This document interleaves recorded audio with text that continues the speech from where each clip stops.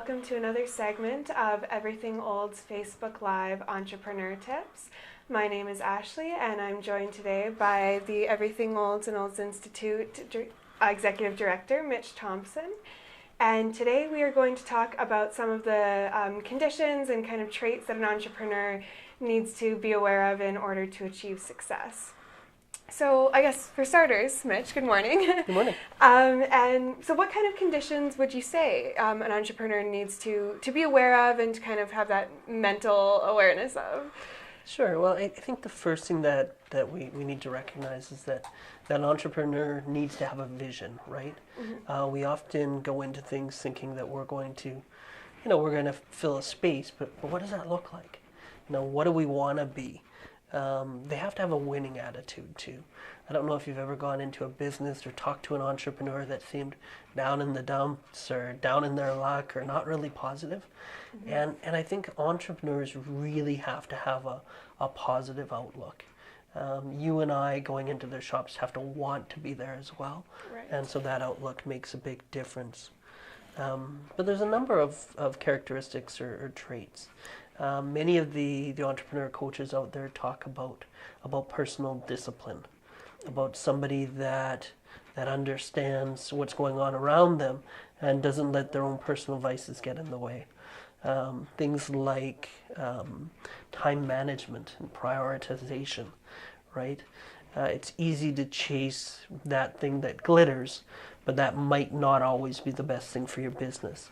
So really understanding yourself, really being focused, being organized can make a really big difference for an entrepreneur. Okay. What would you say are maybe some common mistakes or things that a lot of entrepreneurs struggle with? Okay. One of the big ones that entrepreneurs, a couple of big ones. First off, actually making the sale, asking somebody to purchase or to support their business. We all have friends and family that we know do something. Yeah. Have they ever asked us to support them? I'm not sure that entrepreneurs always make the sale.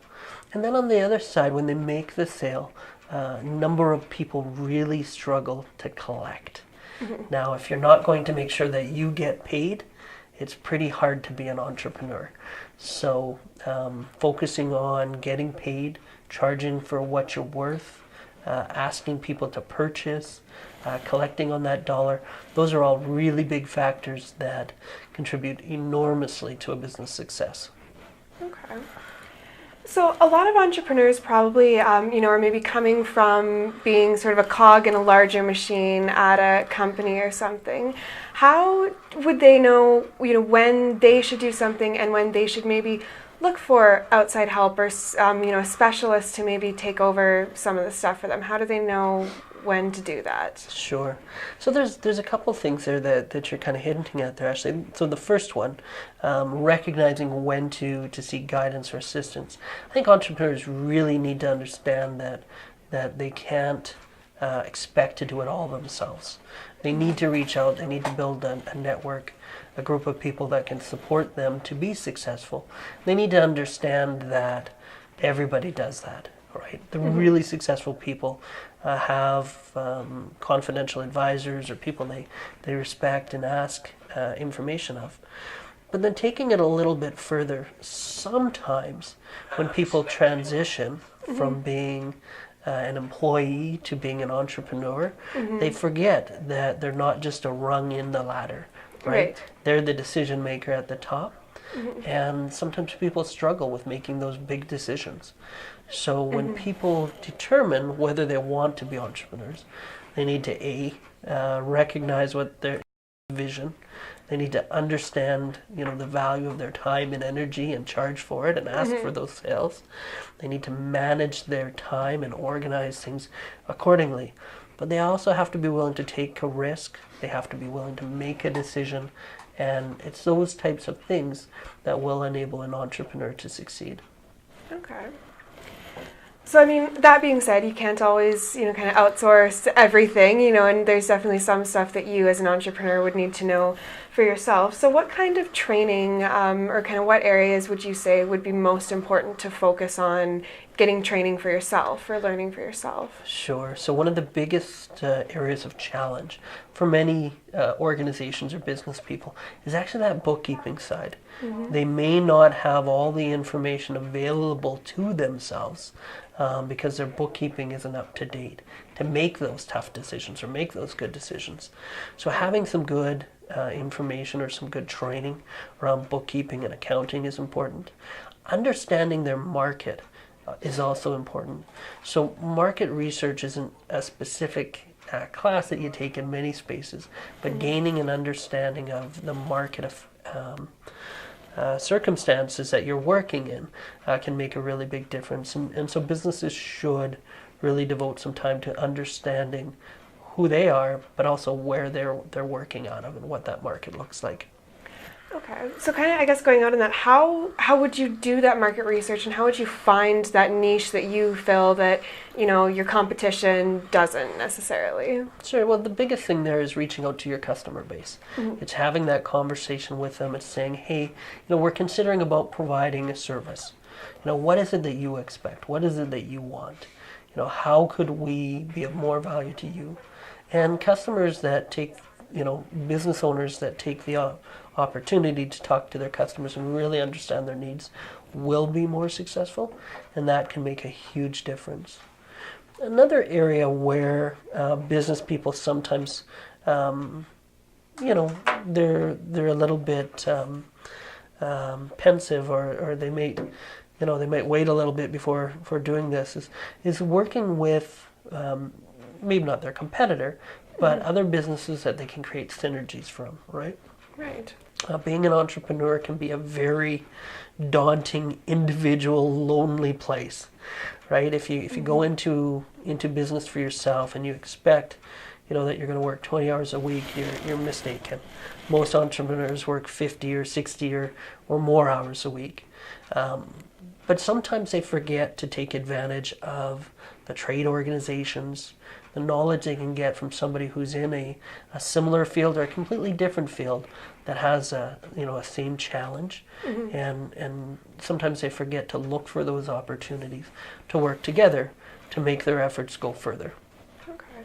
So talking about that kind of synergy, would you have any advice for networking and ways that entrepreneurs can kind of get themselves out there and make those connections? Absolutely. So we're going to do a class completely on networking, because there's a lot of really good information there that the people sometimes forget. You know, it's easier to talk about what we know than to perhaps talk about something we don't. So networking can be difficult for people. A few really easy tips are always to be, you know, to recognize that you have 2 ears, you know, to listen, to ask, you know, somebody about their business or a challenge they may have or what inspires them, right? It's easy to listen to those types of things. But networking is also about, you know, suggesting who you are and what you can do. But if you listen first, somebody else is more apt to listen to you. Right? If you monopolize or dominate a conversation, you might come off a little bit pretentious or overbearing, and so it's something to consider. In the community of Olds, there are many great opportunities to network. Whether you're a member of the Olds and District Chamber of Commerce, one of the service organizations in the community, whether you're a member of Uptown Olds, a trade association. And these are all opportunities to attend events and gatherings and participate in ways that you'll get to know people. And people will be interested in you if you're interested in them. Okay, yeah, that's good advice. I know, and we had also talked about getting an expert in sometime to go into more detail, but you also had mentioned that, you know, being an entrepreneur does come with inherent risks and all of that. So is there anything you can say about the kind of insurance things that an entrepreneur would have to consider? Absolutely. So an entrepreneur should be considering how they're going to mitigate their risks right off the start, right? So there are many different types of insurance that can be purchased. So whether you need to cover the risk of losing a key employee, you can actually get insurance for that. If you have the risk of something happening to your structures or facility or equipment, you can insure that. Of course, theft is a concern. Employees, unfortunately, things can happen. And so there's many ways to protect yourself from the risks of somebody having a dishonorable intent, or from a natural disaster, or, let's face it, we all have health challenges from time to time. So whether it's disability insurance or, again, key employee insurance or one of these other types, it's really important for entrepreneurs to mitigate those risks wherever possible, because they can really set a business back, and they're really easy things that can be looked at. But we will bring in one of the great insurance people from the community to talk about that. Okay. There are many other types of risks, whether they're legal, again, bookkeeping and accounting. We'll have some other great people come in to talk about those topics as well. All right, excellent.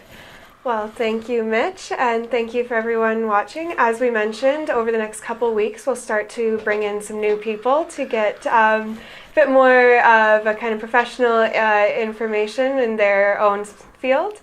If you have any more questions, you're always welcome to call us at 403-556-1105, or just stop in just across from the post office at Everything Olds. Thanks so much, Ashley. Thank you.